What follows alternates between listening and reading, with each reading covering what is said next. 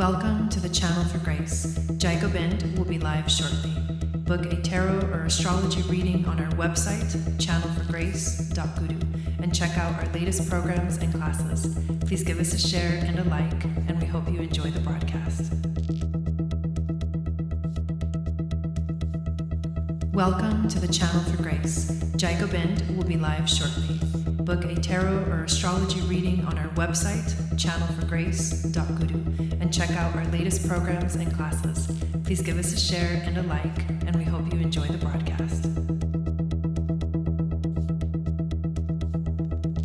Welcome to the Channel for Grace. Gobind will be live shortly. Book a tarot or astrology reading on our website, channelforgrace.guru, and check out our latest programs and classes. Please give us a share and a like, and we hope you enjoy the broadcast.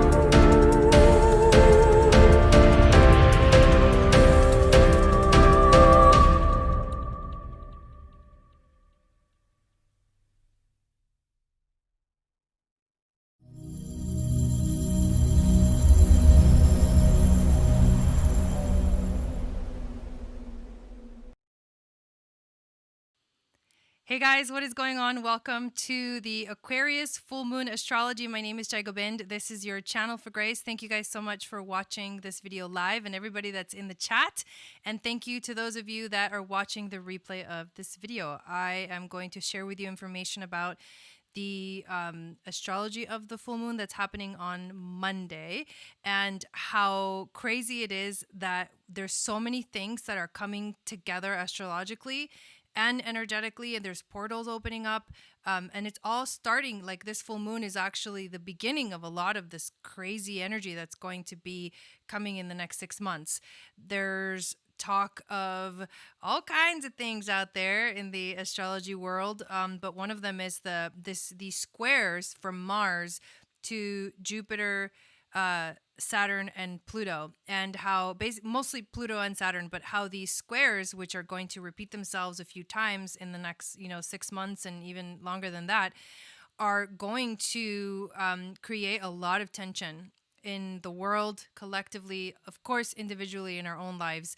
But these are things that we should be preparing for, and these are things that we should be not getting scared of, but definitely things that we should keep in mind as we start to move forward in our lives. We have to make really wise choices. So we'll talk about the astrology in a moment. Before we do that, I'm trying to fix my camera angle and stuff. I want to share with you that there are some really fun things coming up. On Monday, I am going to be releasing episode 2 of the Channel for Grace Uncut podcast, which is available on all podcasting platforms, and including Apple Podcasts, Google Podcasts, and Anchor, and also Spotify. Those are the more famous ones that I think I know of. But it's exciting because I share my story from my Saturn Return, which happened in the years, from 2012 pretty much all the way till 2015. My Saturn Return year was 2013, exactly all of 2013, but I felt it coming 2012, and it literally like continued on until 2015, until I finally made the decision to rise from the ashes like the phoenix. So that's coming out on Monday. I'm really excited. I saw, Wendy, that you mentioned it. In fact, I should say hi to everybody that's in the chat. Hey, Ellie, Wendy, Melanie, Abby, Stacy, Valerie, KB. Thank you guys for being present here. Boo Barth, hello. Someone's asking where they can donate for the album. That's what I wanted to mention. Wendy, Basically, you mentioned that we're getting very close to the halfway point, which is $2,500 in the GoFundMe page for me to make a deposit for the album and to start working on that. So if you want to donate, there's a link in the description of this video that takes you directly to the GoFundMe page, and all of your support is greatly appreciated. Hey, Allison, how's it going? So thank you guys for being here. The other thing that is going to be happening is I am going to start doing a weekly reading, and we'll be posting it. It'll be an upload, so it'll be a pre-recorded reading that I will upload onto the channel every Monday at 8 a.m. Pacific time. And what this reading is going to include is a tarot reading, which I used to do these on YouTube and earlier than that on Periscope. But I'm going to bring them back, but I'm going to bring astrology aspect to it as well. So you'll be able to get to see a tarot reading for the week, where I'll pull these 5 cards that are the intuition card, the challenge card, the overall theme card, the wisdom from the ancestors card, and the animal spirit card. And I will be also going through each of the zodiac signs and pulling 1 card for each sign. But the thing that I'm going to add is for every week, because from now until the end of 2020, there's just too much to like cover. Like everything I do is like pretty much covers a lot of this stuff, but like with the new and the full moons, the astrology of those moons right now, like I can't talk about this full moon without talking about like events that are coming in the future and events that are happening like for an entire week. And that's how these things are happening in, for the rest of 2020. Astrology is like, it's extensive. It's like these cycles that are affecting us. It's these intense transits that last a while. And so I wanted to bring something onto the channel that is, that gives you at least one time a week, a view as to, one of the major transits for the week that's going on, which you get more information in the Moon Magic report. But for those people that are not, actually recommend getting on my email list so you get that Moon Magic report, because that gives you more detail. But one transit a week, I want to tell you where it's happening in your chart and how it's affecting you individually based off of your sun, rising, and moon sign. So that's coming up. The other thing also is that I may be starting channel memberships. But that we're looking at a month ahead. But I just want to mention it for any of you guys who might be interested in that, providing videos for you guys for subscribing to the channel. And this is something that YouTube does. You would just subscribe to the channel and pick what option you want to subscribe to. So yeah, there's a lot of cool stuff that's coming up, and I'm really excited about. So those are the 2 things that I wanted to share with you. Is there anything that I'm missing? I don't think so. I think that's all I wanted to share with you guys. So we will be, if for those of you that are new to the channel, make sure that you subscribe, and please give this video a thumbs up. And if you are also new and you have not signed up for my email list, you can do that. You can also find me on Instagram. I'm at Channel for Grace, basically Instagram, Twitter, and all platforms. We do have a Facebook group called Channel for Grace Soul Tribe, where I post in there every once in a while to tell you guys when I'm going live and stuff. And now I know I'm forgetting something. What was it? Okay, it'll come back to me. No big deal. But we're going to talk about this full moon in Aquarius. Valerie says, Jai, what necklace are you wearing? This is a tantric mala that this was my very first tantric mala. It has rose quartz and pearls on it. And these tantric malas have like a very, it's a double helix DNA design. This is a mala that I actually bought, but it was years ago. I think it was, oh my God, believe it or not, I'm wearing the mala that I bought the year that I was going through my Saturn return. So I've had this mala since 2013. And interestingly enough, I remember, because malas, what a crazy question. And my ice just did something weird in my drink. Um, what is going on? So I remember when I got this mala, it kept breaking. It like broke 3 times, and it was like quick. It was like I would have it for a month, and then it broke, and then it was like a few months later, then it broke again, and then a few months later it broke again, and I kept having to send it in to get it fixed. And the third time it happened, the lady was like, I'm not going to charge you to fix it because it's just crazy. And she like changed the design a little bit and added like a few smaller beads, psychedelic ice, a few smaller beads to make the design a little bit stronger, because these beads are huge. This is huge. This is 8 millimeter size tantric mala. It's really long. Like I can literally, if I want to, I can double it. And normally with the malas, you can't really do that. But interesting that you asked that question, because it brought up the story. Malas, when you have malas and they break, usually that means that the mala takes a psychic hit for you, like it protects you, because the malas are for protection. And so now that I remember that I got this mala during my Saturn return year, I know why it kept breaking. Like it was working and I was going through hell. So wow, that was random. Like that just came out of nowhere.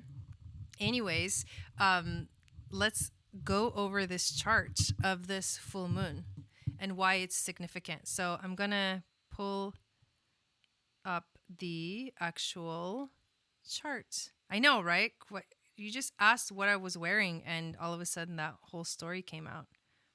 It's very crazy. Can you guys hear me okay?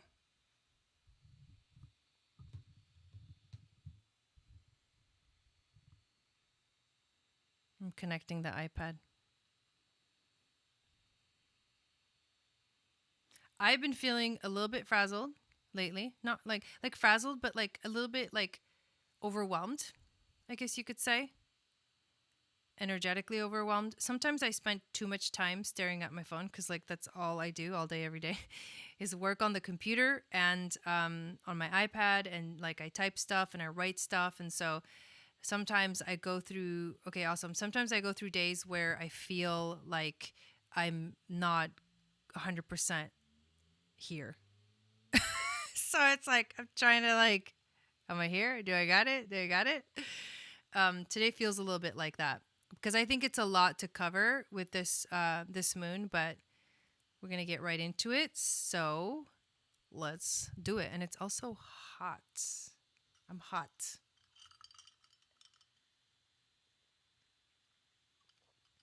There's so much change coming for me. In a month's time, my life is going to again be pretty much turned upside down, and I'm getting prepared for that. Not in a bad way, in a good way. It's like it's really good change, but it's huge change. So bear with me as we transition together. Okay, so let's actually. I wonder why it's doing that. Let's try that. Hang on. There, that should be better. Okay, can you see the charts? It's been heavy for like a few days. And when I started to look at the astrology, I was like, wow, it's not getting any easier. It's not getting any better.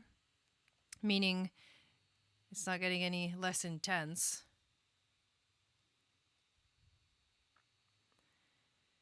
Okay, and we're going to write on this baby.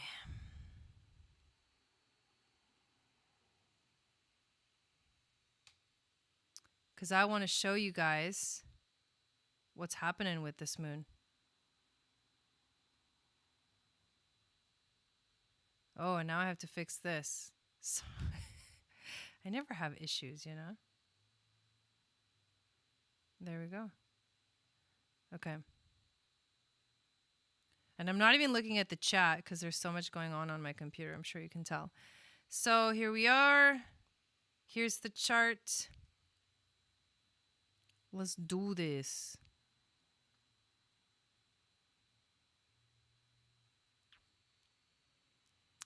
Wendy, I don't even know. Yeah, I don't even know. I don't even know what's happening.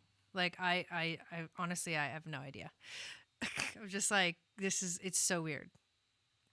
Whatever this, I don't know. I honestly, when it's over, when it's all said and done, I'll be able to look back and be like, okay, now that's why that was happening. KB, I'm eating my ice cream.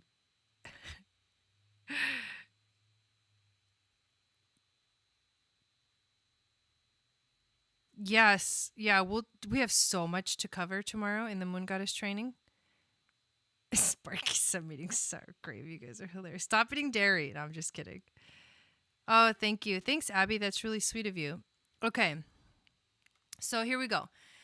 Uh, Moon, Sun, opposition. All right. The moon is at 11 degrees, and this is the chart for Monday. Of course, come with me, Wendy. Let's go to Sedona together.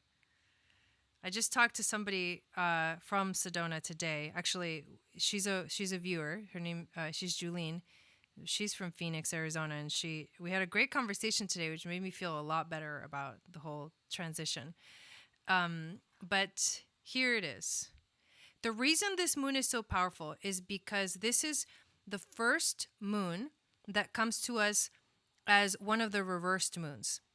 So we're technically supposed to have a new moon in Leo because the sun is at 11 degrees of Leo. Normally between like 0 and maybe halfway through the month, sometime between halfway through the month, we get a new moon in the sign that the sun has entered.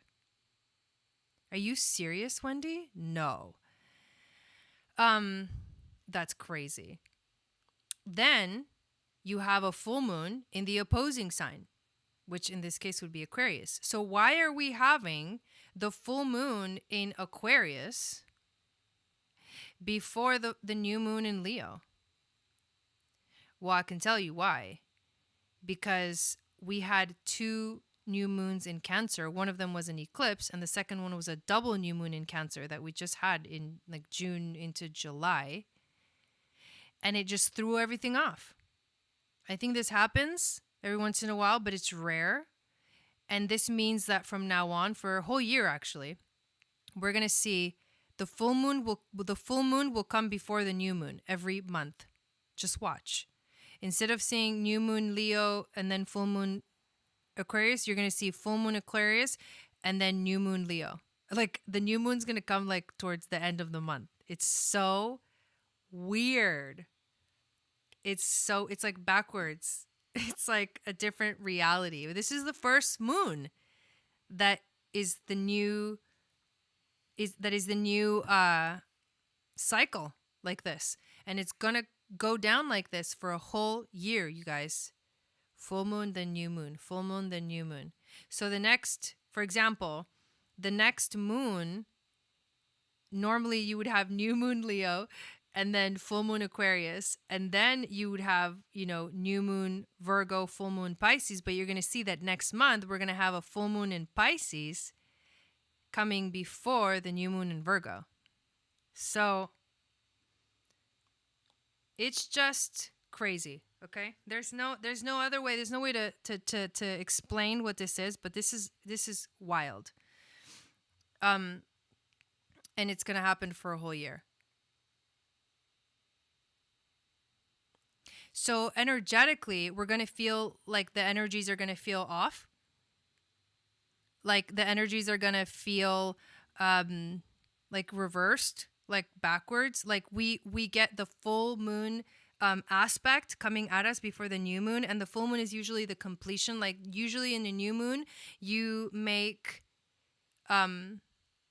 intentions, you set intentions, and those intentions get like magnified, and then there's like a completion cycle with the full moon. But now getting the full moon first, it's like, it's very strange. It's going to feel really strange. And this, you're going to see why this moon is like, it's actually perfect that it starts with this moon. But the universe is saying something here. So when you fast forward to August of 2021, I don't have an image of it, but in August of 2021, we're going to see 2 full moons in Aquarius. So just like we saw 2 new moons in Cancer, we're going to see 2 full moons in Aquarius. We're going to have one on July 23rd. Then we're going to have a new moon in Leo, like we're having right now. And then there's going to be a second new moon in Aquarius on August 22nd. And then it's going to be like, doo-loo-loo, and it's going to go back to normal. And that's going to be the ending of the cycle of the moons basically going backwards. So to me, this is significant because this literally marks, there's a cycle within a cycle within a cycle within a cycle. That's like what's going on right now. This moon is a cycle, a year-long cycle that begins on Monday. Right? Buckle up. Exactly. That's what I was saying. Yeah, that's what I was saying. It's going to be a bumpy ride. So it's like there's like some other dimension like entering. It's like switching time. It's like entering the opposite of time, timelessness. Like the cycles are going backwards. That's weird. Like what's going on there? And I think it's so interesting that this cycle begins with an Aquarius full moon and then ends again with an Aquarius full moon. So what is contained within this cycle of the year is massive change. It's an activation of the Aquarian age, which is basically here. On December 21st of 2020, that's the winter solstice of 2020. That's this coming December. We're going to see Saturn and Jupiter conjunct at 0 degrees of Aquarius. And that will mark the beginning of the Aquarian age. And then in a few years, in 2023, we're going to see Pluto move into Aquarius. And that is when we're going to see the biggest solidifying energy of the Aquarian age. Because when Pluto comes into a sign, he solidifies the energy. I know I get chills looking at this stuff all the time. So we're looking at a cycle of moons that are coming to us with this culmination energy before like the intention energy. So it's like there's something off about it. Is the end coming before the beginning, right? That's symbolic. The end is coming before the beginning. Okay? Just like the end is coming before the beginning. That's literally what this year is going to be.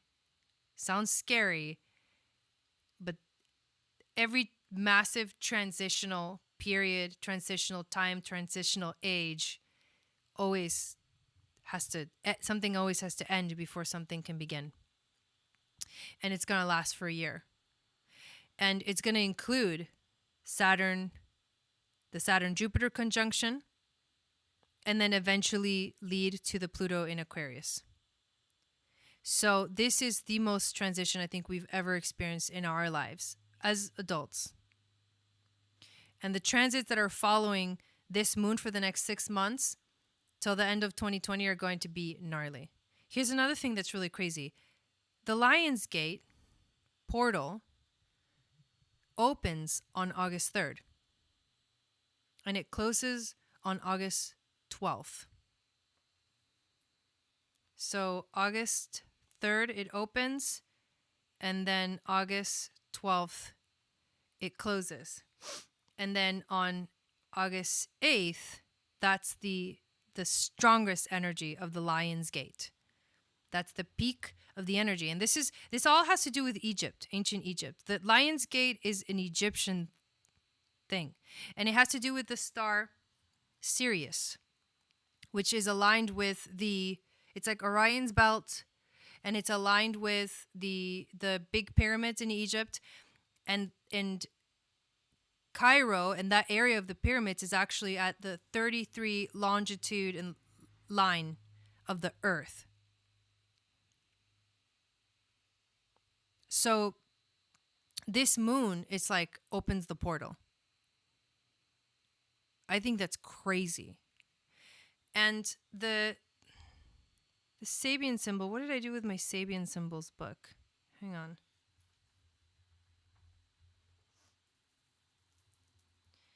I'm going to grab that book real quick because I want to read you about the Sabian symbol for this moon. Hang on.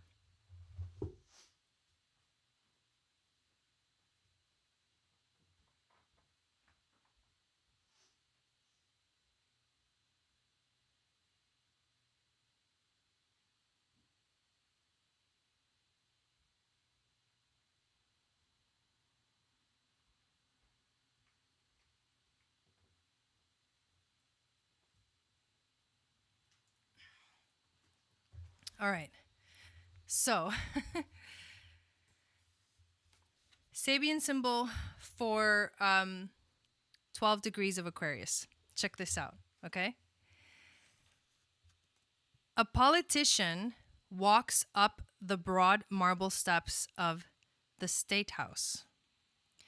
At the portico, he delivers a press conference on his upcoming reform campaign.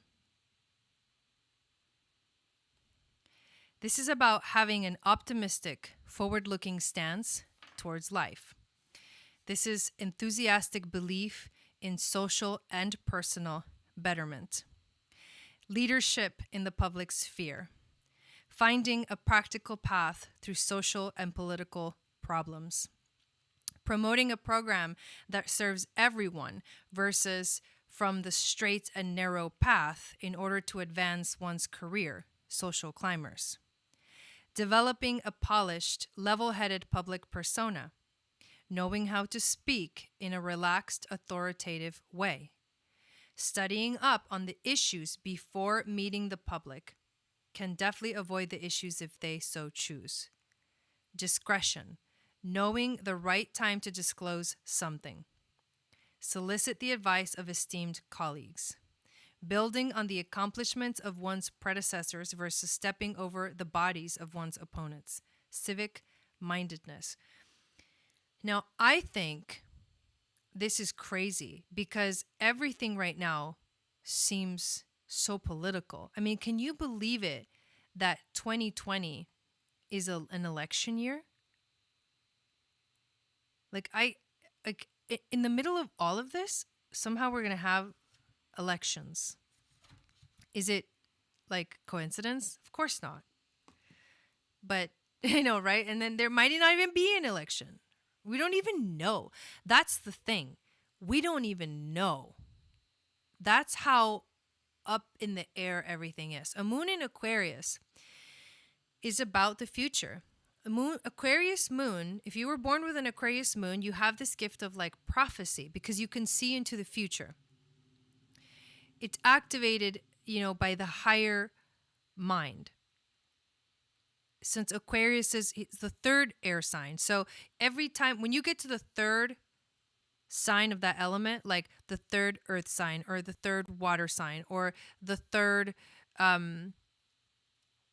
me just switch back over to me, or the third air sign, that is the higher expression. Hey, Julian, that's the higher expression of that sign.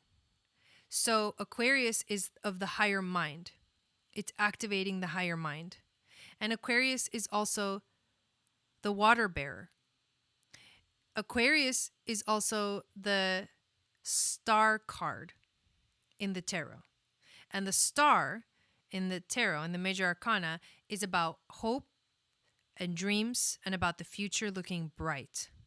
It's also about wishing upon a star. It's also about having faith that things are going to be okay. So I think the star card and this energy is teaching us how to truly anchor the light. Because I think this is a time where light workers have to do the work like never before. Like we're being called like never before right now.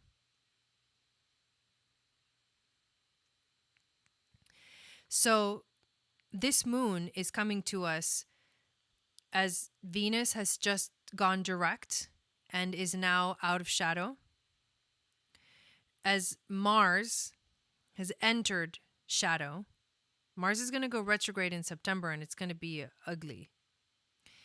And as Mercury has finished its retrograde cycle in Cancer, and after the two powerful new moons in Cancer, which one was an eclipse, so it was like right after eclipse season, then now we get this.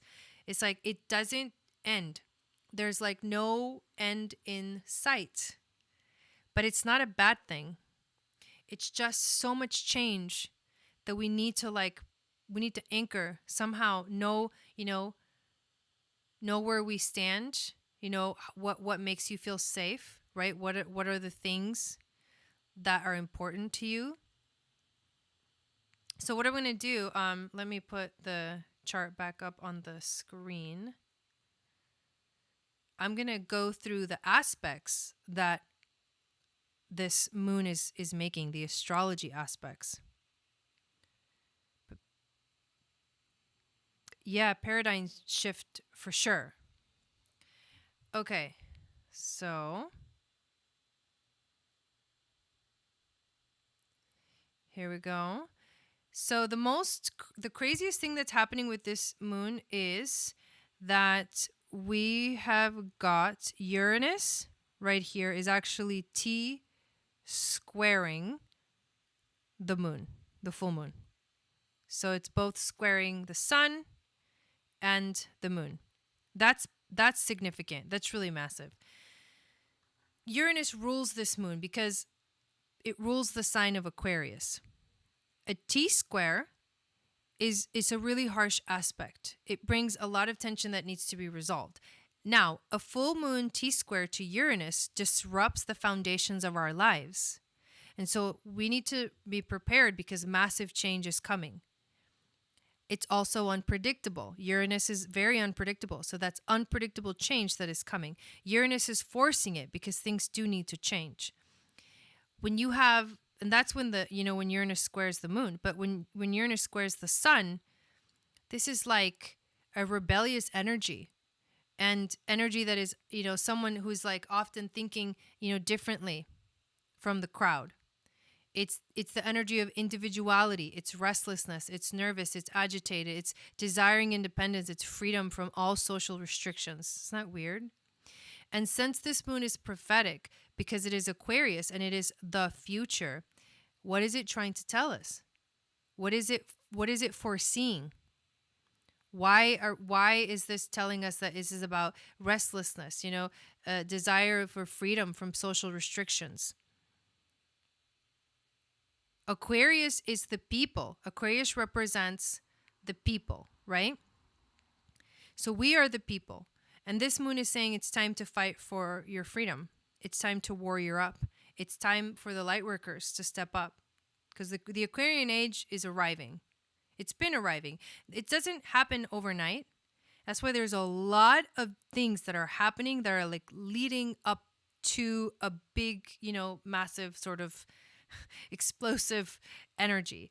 But it's also gradual because we've been seeing these changes starting to happen since 2012, since the Mayan calendar ended and Venus went through her inferior conjunction with the sun. That 8-year period just ended in June. 8 years of a Venus cycle. And I think that, we're having to hunker down to like anchor the light more than we've ever had to before in our lives. The other aspect that this moon is making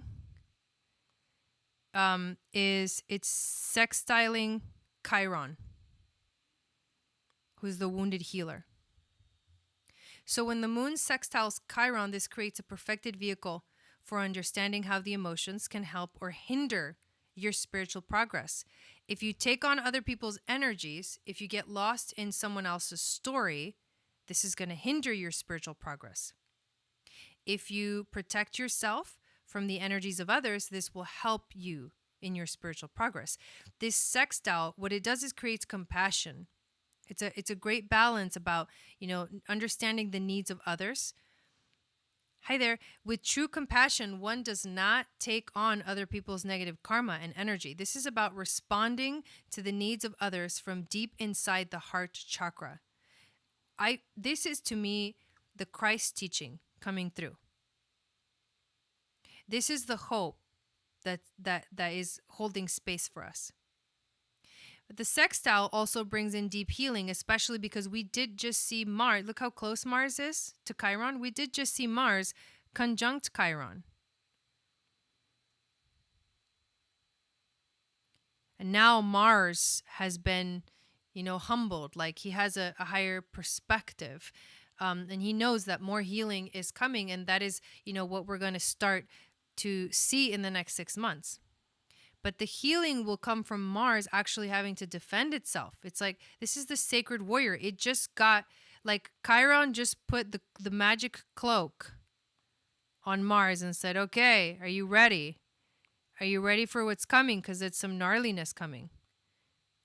Are you prepared? That's what's going on with Mars.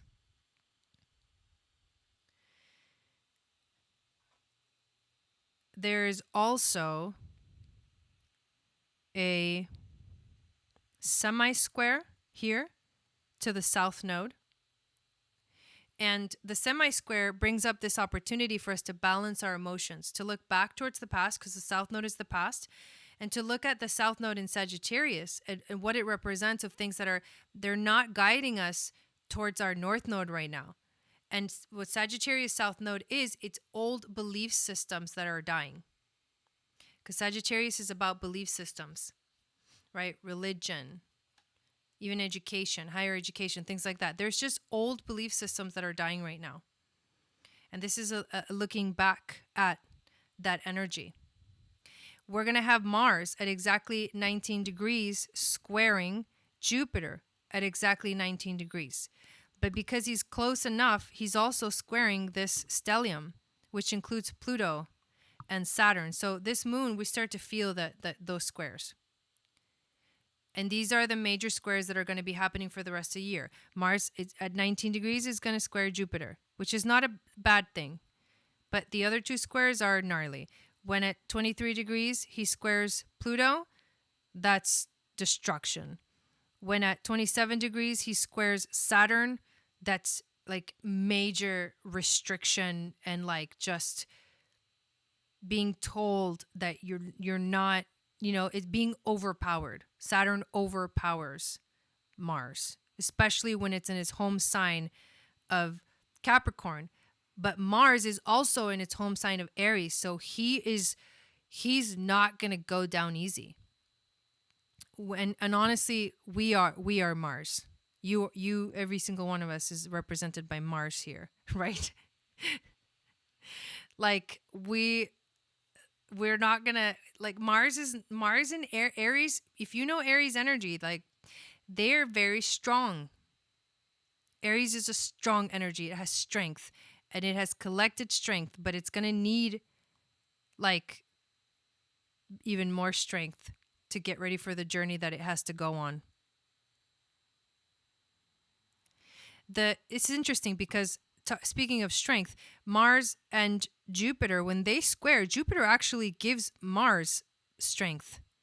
So before he enters these crazy squares, Mars is going to get that strength from Jupiter. It's going to get, it's an abundance of energy and enthusiasm. And it also, gives you like optimism, like the belief that you can move mountains or even the ability to actually do it. And then there's also, on the same day, this sextile from Jupiter to Neptune, which brings hope. Neptune can also bring illusion, but I think Jupiter's trying to do something good here. I think Jupiter and Neptune are trying to help. I think mostly Jupiter, but Neptune at 20 degrees is it's getting there. It's like it's at the third decan now. And that's intense Pisces energy. You can get lost in like Pisces energy, into that third decan of Pisces energy. So we have to make sure that we're fully informed, right? North Node in Gemini before, moving forward. The other thing, speaking of the North Node, look at this. Venus, she on the 5th, so 2 days after the full moon, Venus is going to exactly conjunct the North Node. Finally, after months, May, June, July, and now we're in August, and Venus is still in Gemini. She's been in Gemini since May. This is the same thing that's happening to Mars. Gemini has been stuck in Gemini. I mean, Venus has been stuck in Gemini since May. Mars is going to be stuck in Aries until January. Why? It's like it's elongated transits. They last forever. It's like they never end. That's what it feels like. Like 2020 feels like it's never ending because of these things. But she's finally going to make that conjunction. Remember, in Gemini, she went retrograde. That's why, because the reason they're in a sign for so long is they go retrograde for a long time, and then they like go back direct, and they got to finish the whole cycle, you know? So Venus in the North Node, Venus went through the washer. Venus went through the underworld. She hung out with Pluto. She dealt with her stuff. This is relationship stuff. Like Venus went retrograde and did her inferior conjunction with the sun, ended the cycle of 8 years that started in 2012 when the Mayan calendar ended, and now started a new 8-year cycle. So here's a cycle within a cycle within a cycle within a cycle. This Venus is another cycle in here. Like in the middle of all this, an 8-year cycle started again in June. It's like, oh my God. So don't think that this stuff is going to go away soon. Everyone's talking about this because this is like the talk of the freaking century. All of these aspects astrologically are the aspects of the century. Everyone's been waiting for this stuff. Like astrologers that have been looking at astrology for like, years since, like the 60s, 70s, 80s, like they're like, oh my God, it's finally here, It's crazy. Venus in Gemini is awesome. I have Venus in Gemini, and I also have North Node in Gemini, and I have Venus conjunct the North Node in Gemini, and also conjunct my sun, and it's all in the 12th house, and I have Chiron right there too in the 12th house. So I'm tapped into that.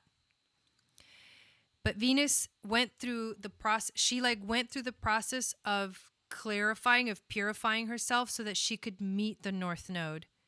Clear-minded. Because remember, Gemini is the mind.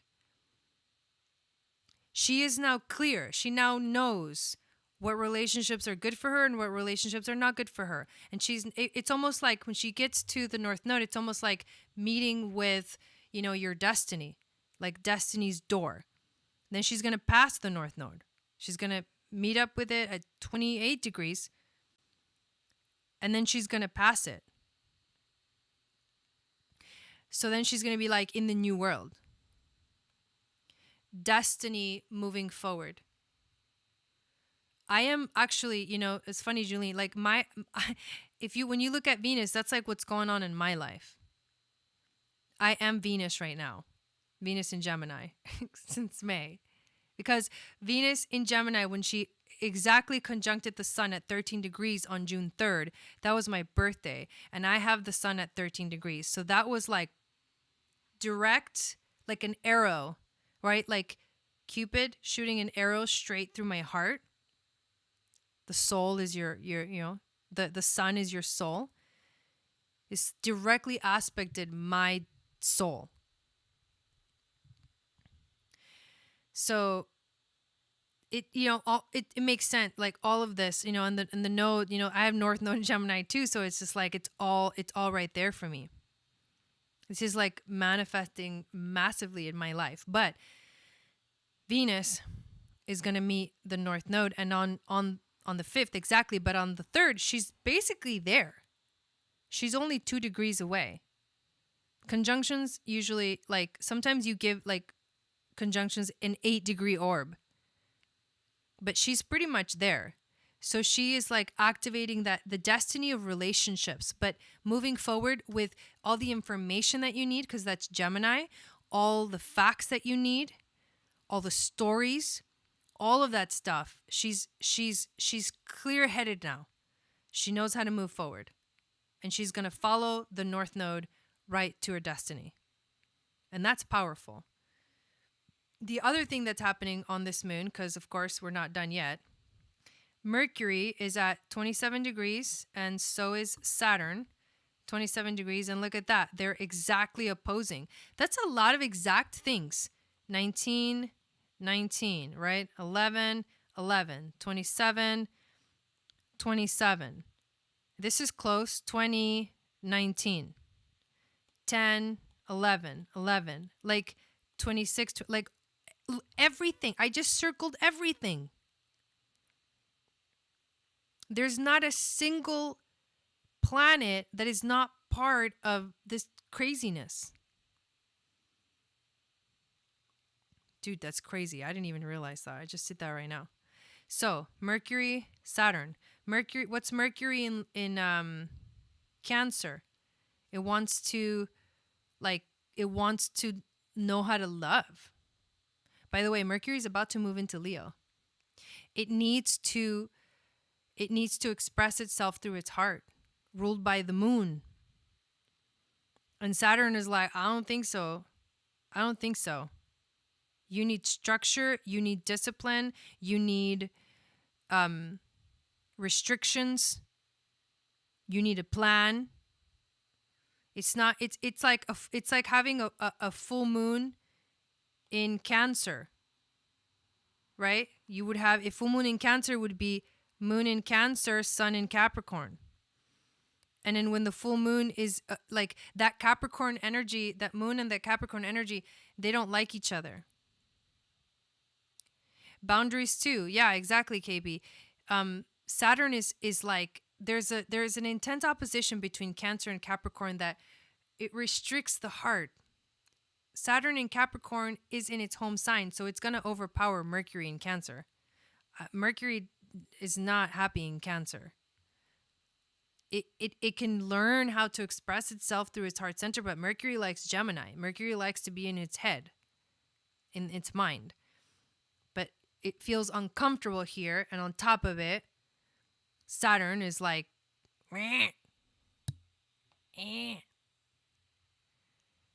oh, thanks, Alexa. I appreciate that. I mean, what, like, whoa, like we want to communicate from our heart, but we're like, somehow we feel like this restriction. I mean, can you guys feel the restriction? I can feel the restriction. It's not something that's hidden. These things are like obviously in our faces right now. And so that's what's going on right there. There's a battle between how like we want to speak through our heart space, but Saturn's like, I don't think so. I got Jupiter right here. I got Pluto right here. Like, I am in charge. I am in power, and I will not allow you to do that. And that's what that feels like. And check this out, okay? This is the craziest thing of it all. 27 degrees of Sagittarius. What is this? Does somebody know? 27 degrees of Sagittarius is the alignment of the galactic center. It's the center of the Milky Way galaxy. It's the 9th dimension according to the Pleiades. The center of the galaxy is a black hole. Okay? Anytime you get to 27 degrees of Sagittarius, whatever is at 27 degrees of Sagittarius gets a galactic download. Okay? Right now, our nodal alignment is about to move into 27 degrees of Sagittarius and 27 degrees of Gemini, which means that the galactic center point will be aligned with the nodes, which talk about destiny, which move us towards so like this moon is God, there's just so much. There's so much. We're literally getting a galactic. Okay, so then we're like, okay, well, what's the summary, right? Okay, looking at the future, moon in Aquarius, full moon in Aquarius, futuristic, prophetic, right? Speaking from our heart space, but feeling restricted, feeling hopeful, right? Jupiter and Neptune. We do feel hopeful. We have faith. We have all the strength that we can possibly have. The most that we can possibly have with Mars in Aries, especially squaring Jupiter. It gives us even more strength, right? We're on a healing path with Chiron. We're moving forward with in the world by aligning with our destinies, relationship wise. And Venus is right there too with the galactic center point. Well, opposing it, but you know what I mean? And then the square, and then the gnarliness begins. That's why I'm saying this moon it's time to warrior up. This is no joke. Jupiter is giving Mars strength. Chiron gave him the magical cloak. Neptune is giving him faith to not give up. The moon is showing him the future. Mercury is asking him to connect to his heart center. Venus is showing him the future of relationships. The sun is helping him to find its confidence and its strength and its ability to remember to have fun through all of the craziness. The south node and the north node are basically aligned with the galactic center point, which means we are also receiving a download from the center of the galaxy from the ninth dimension. And then Saturn is like giving us the little preview of like, oh yeah, you think you got what it takes? Like, oh yeah, you think you can do this? Like all the planets are like, we can do it. We can do it. We got this. We're going to need all of these guys, right? We're going to need all of them, including Jupiter. Well, that was weird. We're going to need all of these guys. We literally need all of them on the journey that Mars, is about to take. Because you know what's going to happen? Boom. He's going to square Pluto. This is literally like in like 2 weeks or something, less. This is all happening in August, okay? And then boom, right after that, squares Saturn. This is all still in August. Right? Then September, he goes retrograde. Right? And then boom, hits him again. It's like fuck. Like, are you ready? Are you ready? That's what's happening. So, there's like, I don't even know what else to say about this chart. It just blows my mind. But that's why we need to stick, not like together, but like we kind of need to stick together. Like when it comes to like surrounding ourselves with like people that we love. Because it's going to feel like the world around us is falling apart. But you inside need to not fall apart. That's the whole point.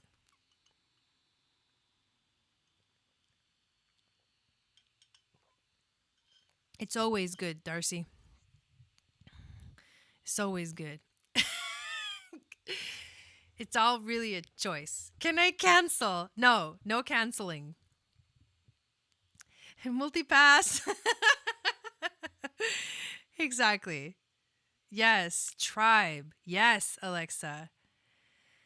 It's I was kidding, Darcy, but like, you know, in the 2021 is going to be like the aftermath of this. You know, you're going to get a really good example in my life, okay? I just found out today that America's natal Pluto, who is in its 12th house, is going to be conjuncted by transiting Saturn in Capricorn, which means that my example of my story, because when I was having my Saturn return in 2013, there's two other things that were happening in my chart. One of them was transiting Saturn conjunct my natal Pluto in my 4th house of the home at 29 degrees of Libra. And the other one was transiting Pluto conjunct my Jupiter in my 7th house of relationships. And home and relationships for me was like, and then on top of that was my Saturn return. So Saturn conjuncted my natal Pluto at 29 degrees of Libra, which means, right, Venus, Libra, Venus relationships. It has to do with relationships. And I went through this crazy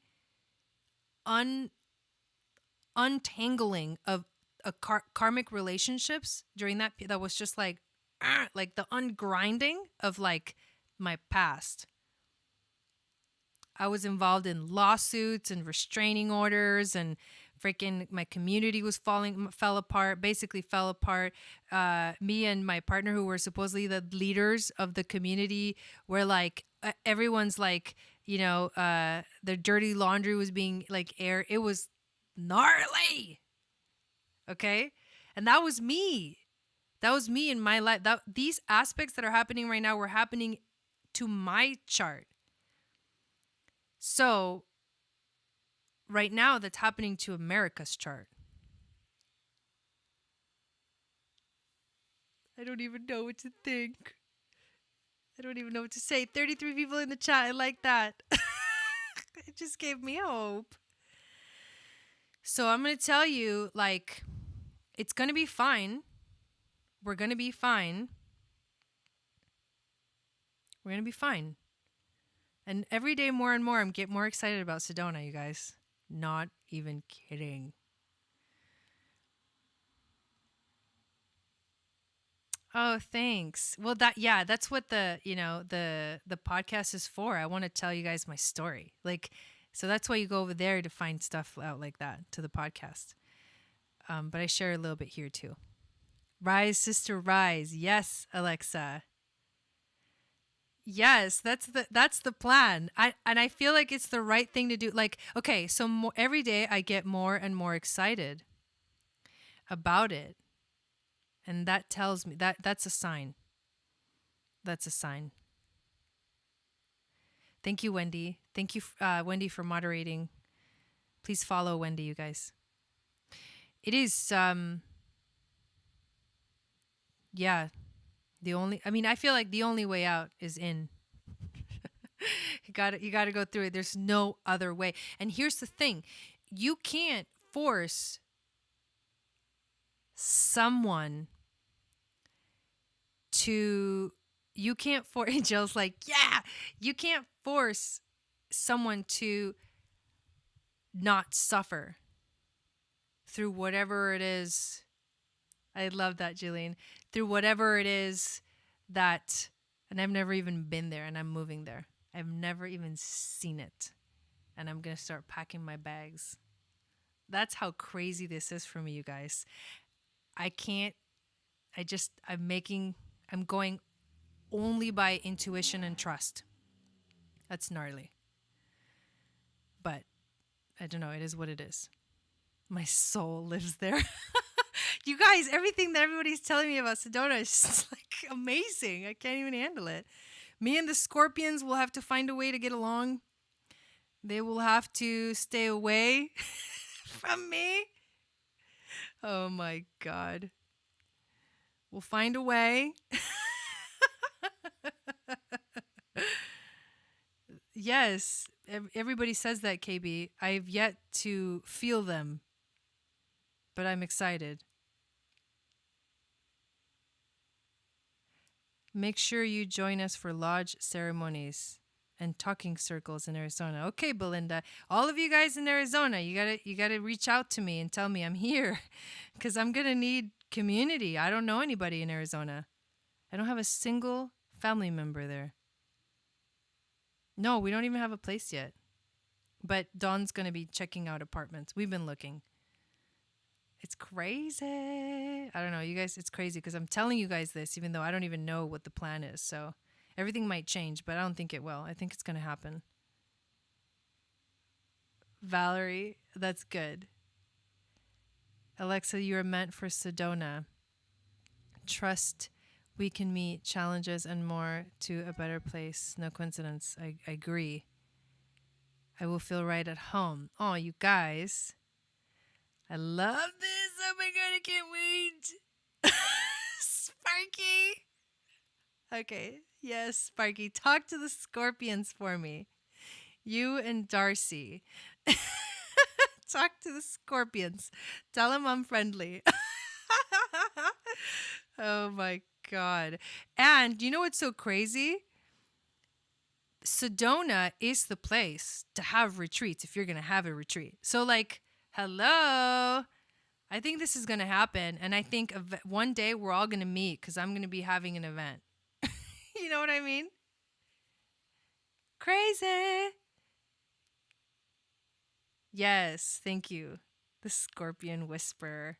It's so funny because I have Saturn and Mars in Scorpio, so I don't even know what I'm talking about. I have Scorpio, like gnarly Scorpio in my chart. Yes, a moon goddess retreat. I'm coming to your place. I love that. Okay. Okay, so yes, I look forward to it as well. Okay, so well, thank you guys, for hanging out with me here, for listening to that. This is a crazy full moon that we're moving into. I have all these things that I want to do. I'm actually doing a water manifestation prayer right now, and I kind of wanted to teach you guys how to do it. I also wanted to do I wanted to do a meditation.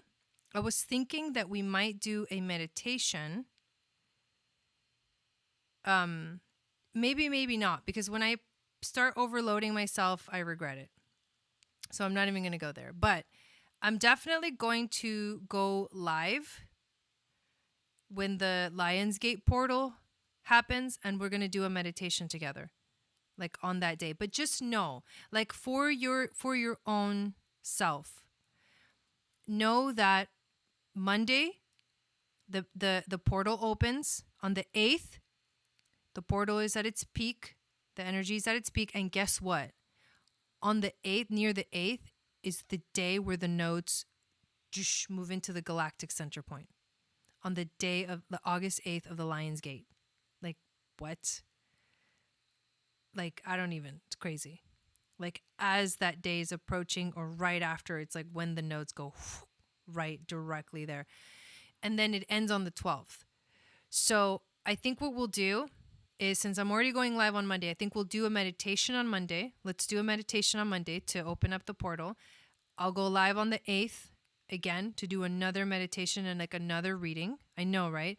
And then I'll do it again near the 12th. And that way, the 3 points, the beginning, the middle, and the end, we will hit them together in meditation. Does that sound good? Because that I can commit to, for sure. Yeah, right, Darcy? Okay. I'll see you guys on Monday. Hi, Rebecca. Monday morning, look out for that weekly video.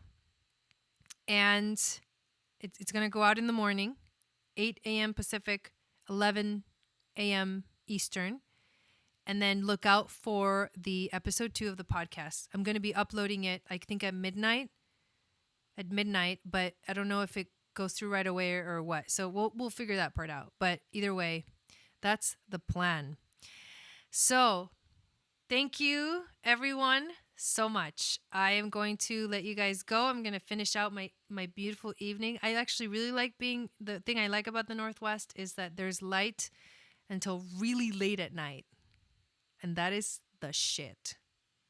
I really need to go to the beach again. So Wendy, maybe we should plan a girls' day to the beach.